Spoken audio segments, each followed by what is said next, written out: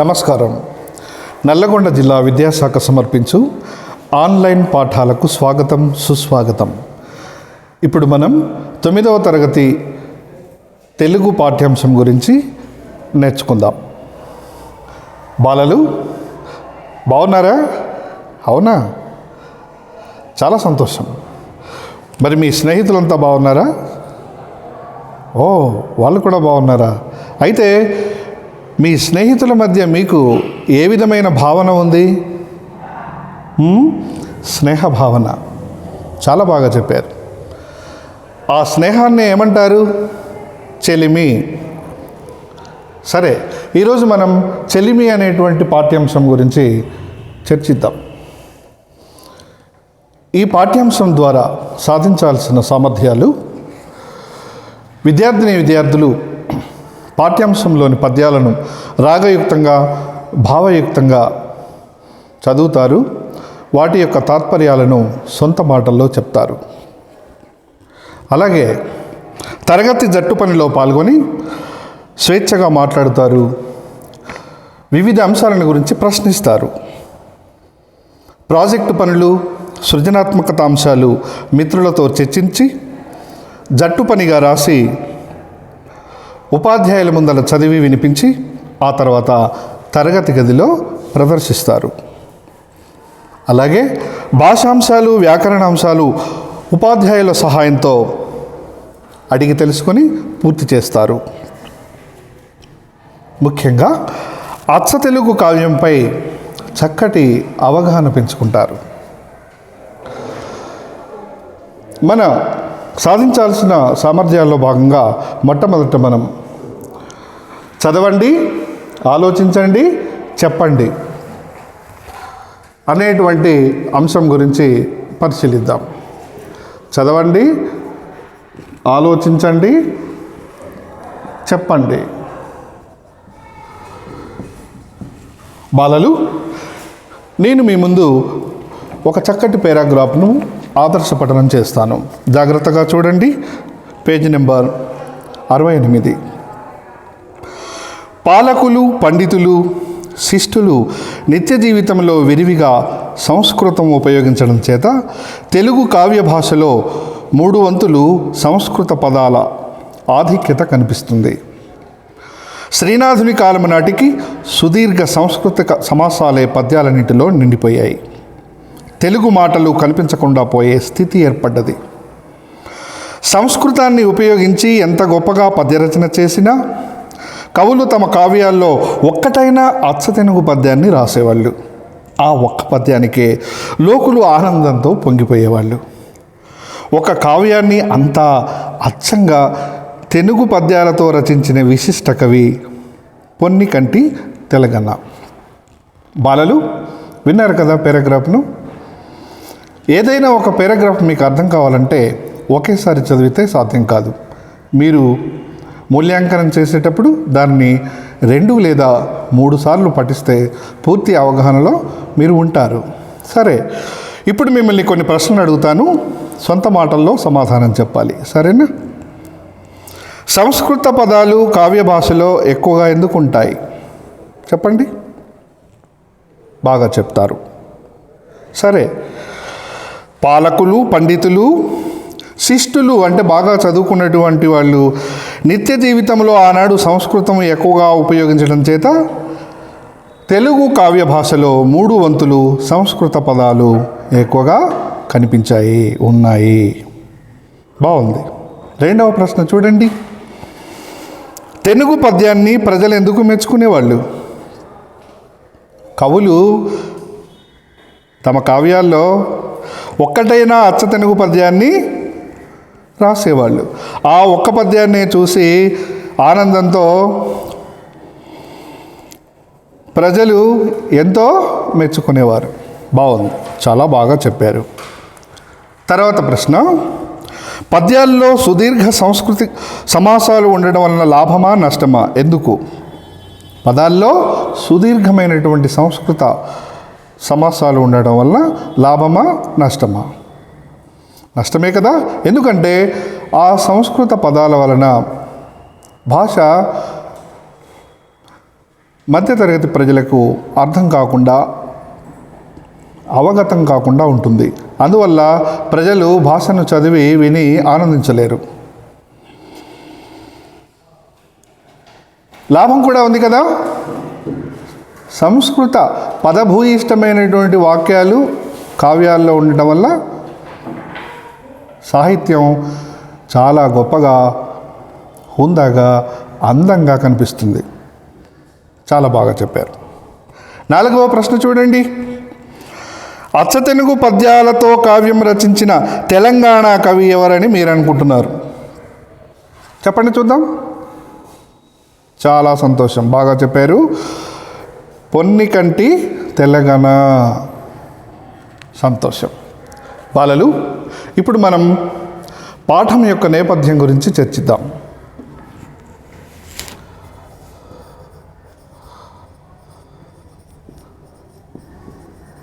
పాఠం నేపథ్యం. నేపథ్యం అంటే ఏమిటి? పూర్వకథ.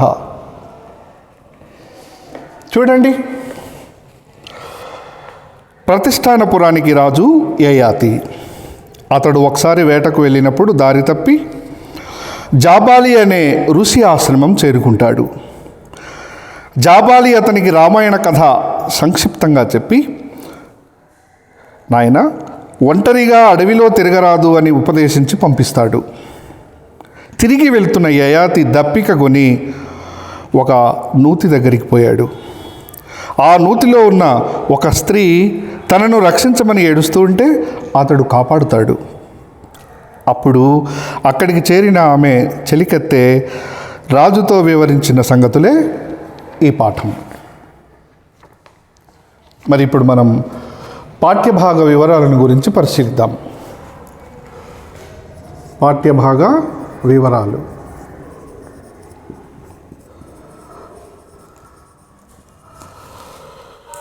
పాఠ్యభాగ వివరాల్లో ఈ పాఠం కావ్య ప్రక్రియకు చెందినది.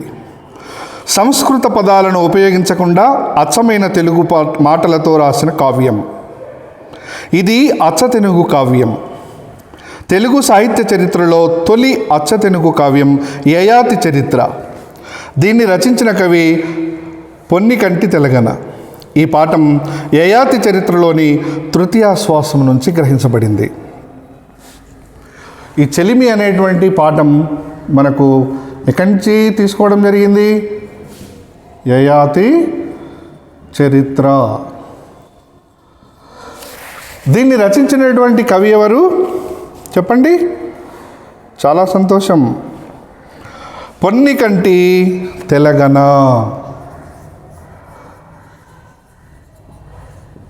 పొన్నికంటి తెలంగాణ. మరి ఇప్పుడు కవిని పరిచయం చేసుకుందామా? చూడండి, అచ్చ తెనుగులో నియమబద్ధమైన కావ్య రచనకు పూనుకొన్న పొన్నికంటి తెలంగాణ మాత్యుడు అచ్చ తెనుగు ఆది కవిగా సుప్రసిద్ధుడు. గోలకొండ పరిసరాల్లో పొట్ల చెరువు సంగారెడ్డి జిల్లాలోని పటాన్ చెరువు తెలంగాణ నివాస గ్రామం. తండ్రి పేరు భావనామాత్యుడు. అచ్చతెనుగు కావ్య రచనకు స్వయంగా తానే నియమాలను ఏర్పరిచి తదనంతర కవులకు అతడు మార్గదర్శకుడయ్యాడు. యయాతి చరిత్ర కావ్యం అచ్చతెనుగు కావ్యాల్లో మొదటిదే కాకుండా అత్యుత్తమమైనది కూడా. దీన్ని ఒక మహమ్మదీయ సర్దారుకు అంకితమిచ్చి మన తెలంగాణ మత సామరస్యాన్ని చాటాడు, సహృదయతను మీటాడు. అందరూ సమానమే, మనుషులంతా ఒక్కటే అని చెప్పాడు. చూసారా? మరి మన తెలంగాణ అచ్చ తెనుగు కావ్య రచనలో ఆది కవి అనే విషయాన్ని మీరు గుర్తుంచుకోవాలి. బాలలు, మీకు కొన్ని సూచనలు చేస్తాను. పాఠం ప్రారంభంలో ప్రవేశికను చూడాలి, చదవాలి. పాఠంలోని విషయాన్ని ప్రవేశిక ద్వారా మీరు ఊహించాలి. పాఠం సొంతంగా చదవండి. అర్థం కాని పదాల కింద గీత గీయండి. పాఠ్యభాగ చివరలో ఉండేటువంటి యొక్క అర్థాలను పరిశీలించి అర్థాలను తెలుసుకోవడానికి ప్రయత్నం చేయండి. తెలియనటువంటి అర్థాలను మీ గ్రంథాలయంలో డిక్షనరీని మీ ఉపాధ్యాయులను అడిగి అర్థాలు తెలుసుకోవడానికి ప్రయత్నం చేయండి. డిక్షనరీ చూడటం అలవాటు చేసుకోండి. అలాగే వాటి అర్థాలను మీరు సొంత వాక్యాలలో ప్రయోగం చేయడానికి ప్రయత్నం చేయండి. సరేనా బాలలు? ఇప్పుడు మనం మన పాఠ్యాంశంలో భాగంగా ప్రవేశికను పరిశీలిద్దాం. చూడండి, సృష్టిలో తీయనిది స్నేహం. తల్లిదండ్రులకు చెప్పుకోలేనివి, తోడబుట్టులతో పంచుకోలేనివి స్నేహితులతో చెప్పుకుంటాం. మన తప్పులను ఎత్తి చూపడం, మంచిని ప్రశంసించడం, అవసరమైనప్పుడు సహాయం చేయడం, ఆపదల్లో విడవకుండా ఉండడం, రహస్యాలను దాచుకోవడం అనేవి మిత్రుని లక్షణాలు. ఎంతో కలిసిమెలిసి ఉండే స్నేహితులు ఒక్కోసారి హఠాత్తుగా శత్రువులుగా మారిపోతుంటారు. అలా మారడానికి కారణాలు ఏమిటి అనేవి విశ్లేషించుకునేందుకే ఈ పాఠాన్ని మీరు చదవాల్సిన అవసరం ఉంది. బాలలు, స్నేహం అనేటువంటిది సృష్టిలో చాలా గొప్పది. స్నేహాన్ని మించింది లేదు. స్నేహమేరా జీవితం, స్నేహమేరా శాశ్వతమని ఎంతోమంది కవులు చాటారు. అందుకే ఆ మాటలు పాటలుగా జనహృదయాల్లో ప్రసిద్ధి చెందాయి. నీతి చంద్రికను రచించిన చెన్నయ్య సూరి మంచి మిత్రులు పెన్నిధి వంటి వారు అన్నారు. కాబట్టి విద్యార్థులైన మీరు మంచివారి స్నేహం చేయడానికి ప్రయత్నం చేయాలి. ఆ మంచివారి స్నేహం ఒక నిచ్చెనల జీవితంలో మీకు ఉన్నత స్థితిని చేరుకోవడానికి సహాయ సహకారాలను అందిస్తుంది, మీకు వెన్నుదన్నుగా నిలుస్తుంది. ఉదాహరణకి ఈ శ్లోకాన్ని చూడండి.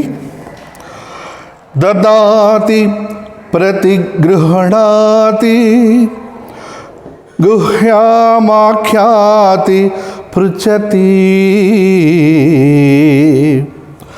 భుంక్తే భోజయతే చైవ షడ్విధం ప్రీతి లక్షణం. షడ్విధం ప్రీతి లక్షణం అంటే ఇవ్వడం, తీసుకోవడం, దాపరికం లేకుండా రహస్యాలు చెప్పడం, అడగడం, తినడం, తినిపించడం అనే 6 లక్షణాలు స్నేహం ఉన్న చోటనే ఉంటాయి. మరి ఆదర్శవంతమైనటువంటి స్నేహితులు ఎవరంటే వెంటనే మీరు ఏం సమాధానం చెప్తారు? చెప్పండి. శ్రీకృష్ణుడు, కుచేలుడు, మరి ఇంకా దుర్యోధనుడు, కర్ణుడు. వీరి స్నేహం సృష్టికి, ప్రపంచానికి ఆదర్శం.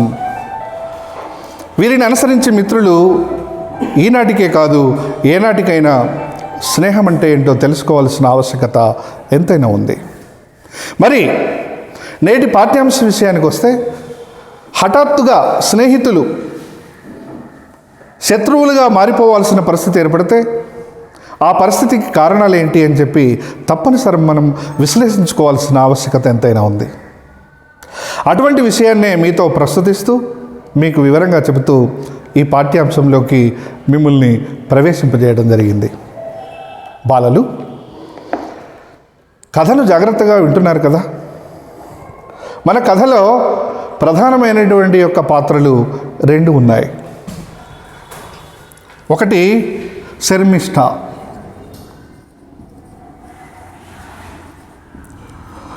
రెండవ పాత్ర ఏంటిది? దేవయాని. వీరిద్దరి మధ్యనే కథ నడుస్తూ ఉంటుంది. వీరిద్దరి నేపథ్యంలో మరొక 2 పాత్రలు కనిపిస్తుంటాయి. శర్మిష్ఠ తండ్రి ఎవరు? వృషపర్వుడు.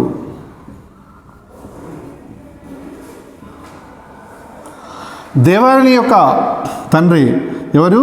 శుక్రాచార్యులు.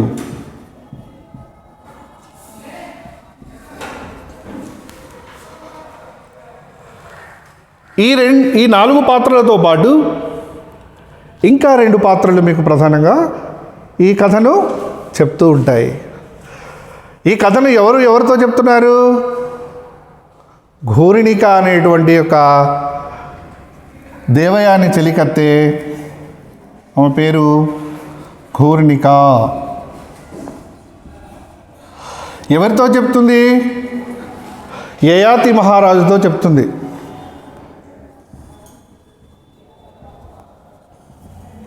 ఓకేనా? గమనించారు కదా బాలలు?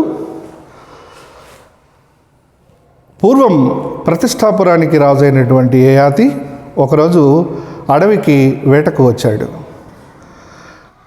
అక్కడ ఆయన గురువు అయినటువంటి యొక్క జాబాలి అనే మహర్షిని దర్శించాడు. అతనికి అనేకమైన వేదాంత ఉత్తమ విషయాలను బోధించి, నాయన మహారాజా, ఈ అడవిలో ఒంటరిగా ప్రయాణం చేయకు అని ఒక హెచ్చరిక చేశాడు. దానిని గ్రహించి యయాతి మహారాజు ఒంటరిగా ప్రయాణం చేస్తున్నటువంటి ఒక సందర్భంలో అతనికి బాగా దప్పిక వేసింది. తన దాహం తీర్చుకోవడానికి ఒక బావి దగ్గరికి వెళ్ళగా ఆ బావిలో పడినటువంటి ఒక యువతి ఆమెయే దేవయాని, రక్షించండి, కాపాడండి అంటూ ఆర్తనాదాలు చేస్తుంది. అప్పుడు మన యొక్క పాఠ్యభాగ కథ అనేటువంటిది ప్రారంభమవుతూ ఉండగా అక్కడ ఉన్నటువంటి యొక్క దేవయాని చెలికత్తెను ఘోర్ణికను చూసి మహారాజు అయినటువంటి యయాతి ఎవరి ఈమె, ఏం జరిగింది అని అడుగుతున్నటువంటి సందర్భంలో మన పాఠ్యభాగం మొదటి భాగం ప్రారంభమవుతుంది. సరే, కవి మొదటి భాగంలో మొట్టమొదటి పద్యాన్ని చంపకమాల రచించారు. నేను మొదట రాగయుక్తంగా పాడుతాను, జాగ్రత్తగా గమనించండి. కనుగొని నెమ్మదిన్నెగులు గ్రమ్మగ రక్కసియొజ్జయంచు బేర్కొన దగునట్టి శుక్రునకు గూరిమి కూతురు దేవయాని నాదనరిన ఇన్నెలంత నొక తప్పునకై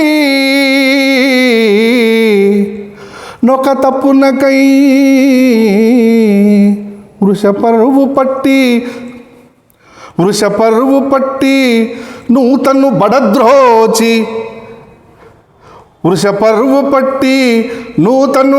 బడద్రోచి పోయనని దాని తెరుంగది విన్నవించిన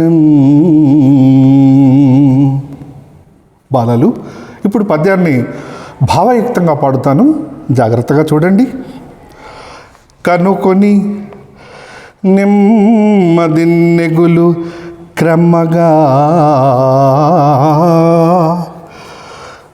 రకసియొజ్జయంచు బేర్కొన దగునట్టి శుక్రునకు కూరిమి కూతురు దేవయాని నాదనరిన ఎన్నెలంతనొక తప్పునకై వృషపరువు పట్టి నూతను బడద్రోచి పోయెనని దాని తెరుంగది విన్నవించినన్.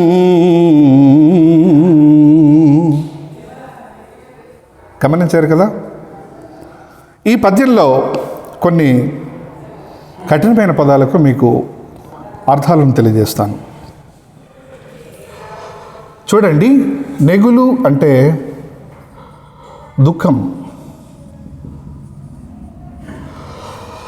వజ్జ అంటే గురువు లేదా ఉపాధ్యాయుడు,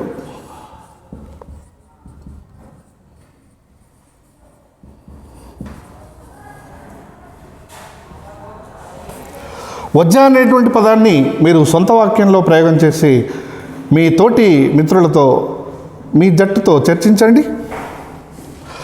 తర్వాత కూరిమి అంటే ఏంటి? ప్రియమైన, ఇష్టమైన. దీన్ని కూడా మీరు సొంత వాక్య ప్రయోగం చేయడానికి ప్రయత్నం చేయండి. తర్వాత తెరంగు. తెరంగు అంటే ఏమిటి? విధము, పద్ధతి. తెరంగు అంటే ఏమిటి? విధము లేదా పద్ధతి. బాలలు, ఈ పద్యం యొక్క తాత్పర్యాన్ని మీ సొంత మాటల్లో చెప్పండి. సరే, జాగ్రత్తగా గమనించండి. యయాతి రాజును చూసి మనసు నిండా బాధ అలుముకొనగా రాక్షసుల గురువైన శుక్రాచార్యుని కూతురైన దేవయాని ఒక పొరపాటు కారణంగా వృషపర్వుని కూతురు ఈమెను ఈ బావిలో త్రోసివేసి వెళ్ళిపోయింది అని దేవయాని చెలికెత్తైన ఘూర్ణిక యయాతిరాజుతో విన్నవించింది అనేటువంటిది ఈ పద్యం యొక్క తాత్పర్యం. చూస్తున్నారు కదా. సరే బాలలు, పాఠ్యాంశంలోని 2వ పద్యాన్ని మనం గమనిద్దాం. అంటే ఈ పద్యాలు ఒకదానితో ఒకటి సంబంధం కలిగి ఉంటాయి, సమన్వయం కలిగి ఉంటాయి. సహజంగా శతకాలు మరో విధమైనటువంటి కావ్యాల్లో కవి ఒక పద్యానికి మరొక పద్యానికి సంబంధం లేకుండా రాస్తారు. కానీ ఇది కథాకావ్యం అని చెప్పాం కదా, కాబట్టి తప్పనిసరి పై పద్యానికి దాని కింద ఉండేటువంటి పద్యం సమన్వయం కలిగి ఉంది. అందుకే ఇది సంభాషణ రూపంలో ఉంటుంది. అందుకని యయాతిరాజు వెంటనే ఏమన్నాడు, 2వ పద్యం చూస్తే మీకు తెలుస్తుంది. అతివా అతివా వృషపర్వుడన నెవ్వడతని ఎనుగు గూతురు పేరేమి. వృషపర్వుడన నెవ్వడతని ఎనుగు గూతు పేరేమి. తను బట్టి నూత ద్రోయునంత పని ఏమి చేసని ఎలరుబోడి. ఎనడు నవ్వాలు గంటి యయాతి చూచి. పద్యాన్ని భావయుక్తంగా పాడుతాను, జాగ్రత్తగా చూడండి. అతివా వృషపర్వుడన ఎవడు ఓ అతివా వృషపర్వుడన ఎవడు అతని ఎనుగు కూతురు పేరు ప్లస్ ఏమి పేరేమి. తను బట్టి నూత ద్రోయునంత పని ఏమి చేసని ఎలరుబోడి. ఎనచు నవ్వాలు గంటి యయాతి చూచి. బాలలు, ఈ పద్యం యొక్క తాత్పర్యాన్ని మీ సొంత మాటల్లో వివరించండి. తేలికపాటి అచ్చతెనుగు పదాలు కదా, మనం నిత్యం వాడేటువంటి వాడుక పదాలతోటే తెలుగన చక్కటి రచన చేశాడు కదా. సరే చూడండి. అప్పుడు ఆ స్త్రీ అంటే ఘూర్ణిక దేవయాని చెలికెత్తే ఈ విధంగా చెప్పగా యయాతిరాజు ఆమెతో ఏమంటున్నాడయ్యా అంటే, ఓ అతివా, ఓ స్త్రీ, వృషపర్వుడంటే ఎవరో, అతని కూతురు పేరేమిటి, బావిలో తోసేటంత తప్పు ఈమె ఏం చేసింది అని అడగగా దానికి ఆ చెలికత్తైనటువంటి ఘూర్ణిక తన అందమైనటువంటి కన్నులతో రాజు వైపు ఓరగా చూస్తూ, కవి చూడండి ఎంత చక్కగా వర్ణించాడు. సహజంగా అమ్మాయిలు పెద్దవాళ్ళ వైపు చూడరు కాబట్టి, వినయ విధేయతలతో ఉంటారు కాబట్టి, రాజు వైపు వాలు కన్నులతో చూస్తూ, సగం వరకే కన్నులు తెరిచి వాలు కన్నులతో చూస్తూ ఇలా అన్నది అంటూ కవి 3వ పద్యానికి చక్కగా సమన్వయం చేశాడు. 3వ పద్యాన్ని గమనించండి. విను వృషపర్వుడనగా ధనరుండ్ర కసుల రేడు తన కనిలో నంబెనగుదగు మార్తునెందుంగని ఎరుగక జగములేలు గడలేని సిరిన్. భావయుక్తంగా చదువుతాను చూడండి. విను, ఓ మహారాజా జాగ్రత్తగా వినండి అయ్యా. వృషపర్వుడనగా తన రక్కసుల రేడు, అతడెవరో కాదు, రాక్షసుల యొక్క రాజు. తన కనిలో నంబెనదగు మార్తునెందుంగని ఎరుగక, యుద్ధంలో తనకు ఎదురు తిరిగి శత్రువులు ఎవరు కూడా లేరని, ఈ ప్రపంచంలో ఉండేటువంటి యొక్క యక్ష కిన్నర కింపురుష సిద్ధ సాధ్య గరుడోరగ గంధర్వ దేవతలందరిని కూడా ఓడించి సమస్త జగత్ని తన యొక్క పాదాక్రాంతం చేసుకున్న ఏకఛత్రాధిపత్య రారాజు అనేటువంటి ఉద్దేశంతో అతడు నన్ను ఓడించే వీరుడు ఎవడు లేరు కదా అనే గర్వంతో జగము లేలుగడలేని సిరిన్, జగము అంటే ప్రపంచాన్ని మొత్తం కూడా గొప్పగా పరిపాలిస్తున్నాడు, గొప్ప అష్టైశ్వర్యములు కలిగినటువంటి యొక్క రాజు. అతని సభయే ఇంద్రుని మించినటువంటి సభ అట. దాన్ని మయ విశ్వకర్మ నిర్మించాడు. అద్భుతమైనటువంటి బంగారము, మణులు, మాణిక్యాలు, కాంచనములతో ఆ సభను నిర్మించాడు. అలా నిర్మించగా మిగిలినటువంటి యొక్క వస్తువాహనములతో ధర్మరాజు కోరిక మీద ఈ భూమి మీద మయసభను నిర్మించాడు, ఆ మయబ్రహ్మ. మరి చూడండి, ఆయన సభయే ఇంద్రసభను మించినటువంటి గొప్ప ఉంది. అతడు సిరి మరియు శౌర్యముతో గొప్పనైనటువంటి పరిపాలన చేస్తున్నాడు. సిరి శౌర్యములు అతడు ఇంద్రుని మించినవాడు.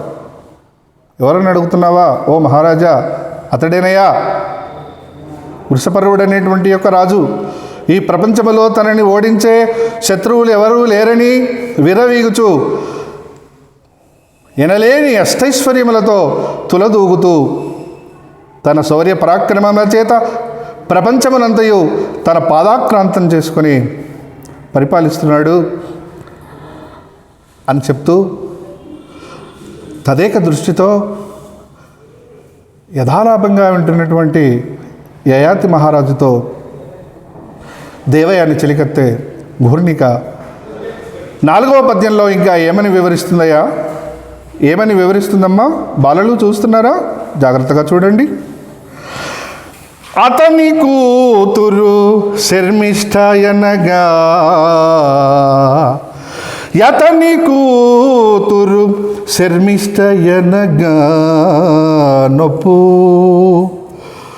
గూర్మి సఖియలు వేగురు గొల్వనెపుడు, గూర్మి సఖియలు వేగురు గొల్వనెపుడు, నా చెలియగూడి ఈ కొమ్మయాడుకొనుచు, నా చెలియగూడి ఈ కొమ్మయాడుకొనుచు, నరమరలు లేని చెల్లుముల నగి పెనగి,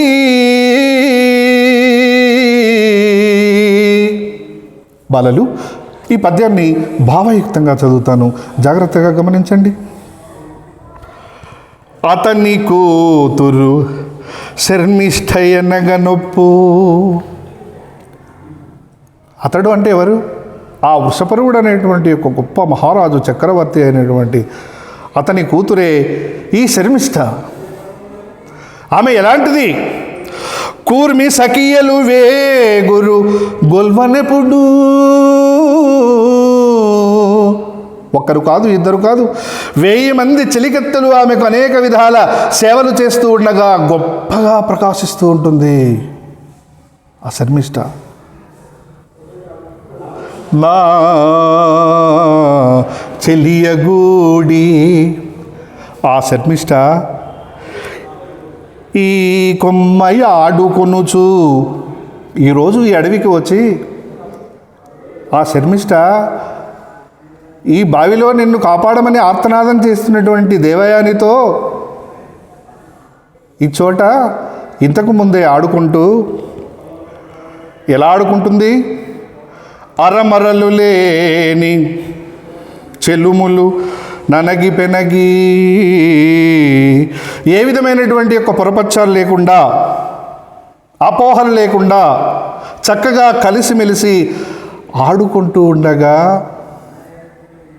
ఇదిగో ఒక సంఘటన జరిగింది మహారాజా అంటూ ఘూర్ణిక మహారాజు అయినటువంటి యయాతిరాజుతో జరిగిన వృత్తాంతాన్ని చెప్తున్నటువంటి సందర్భంలోనిదే చెలిమి అనే పాఠ్యభాగంలోని ఈ మొదటి భాగం. బాలలు, మీరు ఈ కథనంతా కూడా శ్రద్ధగా విన్నారు కదా, మీరు బాగా అర్థం చేసుకున్నారని నేను భావిస్తున్నాను. కాబట్టి మీరు ఇవి చేయండి. చూడండి, వృషపర్వుడు గర్వంతో ఉండడానికి కారణాలు చెప్పండి. రెండవ ప్రశ్న, అరమరికలు లేని స్నేహం అంటే ఎలా ఉంటుందో చెప్పండి. ఈ రెండు ప్రశ్నలకు మీరు సొంత మాటల్లో సమాధానాలను మీ నోటు పుస్తకంలో రాసి మీ మిత్రులతో చర్చించి మీ ఉపాధ్యాయులకు చూపించండి. మరొక మంచి అంశంతో రెండవ అంశాన్ని మీ ముందుకు తెస్తూ మరొక పీరియడ్లో మీ దగ్గరకు వస్తాను. అంతవరకు సెలవు. నమస్కారం.